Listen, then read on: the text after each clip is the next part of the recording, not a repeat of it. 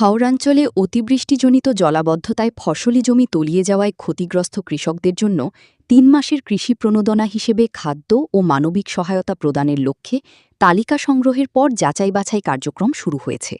জামালগঞ্জ সংবাদের বিশেষ প্রতিনিধি আব্দুস সামাদ আফিন্দি জানান, মঙ্গলবার উপজেলার ভীমখালী ইউনিয়ন ও সাচনাবাজার ইউনিয়ন ঘুরে বাছাই কার্যক্রমের চিত্র দেখা যায়।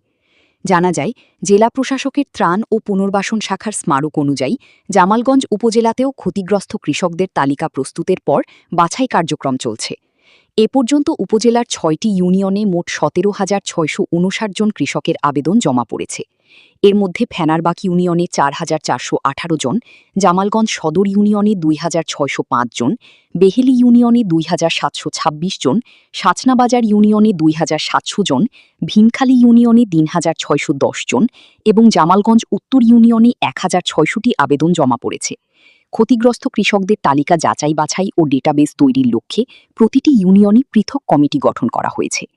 ভীমখালী ইউনিয়নে বাছাই কার্যক্রমে উপস্থিত ছিলেন ভীমখালী ইউনিয়ন পরিষদের চেয়ারম্যান আখতারুজ্জামান তালুকদার, উপসহকারী কৃষি কর্মকর্তা মোহাম্মদ রিয়াজ হাসান, প্রশাসনিক কর্মকর্তা অজিত কুমার রায় এবং সংসদ সদস্য মনোনীত প্রতিনিধি আলী হোসেন, নূর আহমেদ, লিটন মিয়া ও রেজাউল করিম কাপ্তান।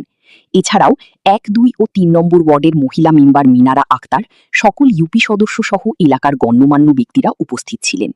ভীমখালী ইউনিয়ন পরিষদের চেয়ারম্যান আখতারুজ্জামান তালুকদার বলেন, অতিবৃষ্টিজনিত জলাবদ্ধতায় হাওড়াঞ্চলের কৃষকরা ব্যাপক ক্ষতির সম্মুখীন হয়েছেন।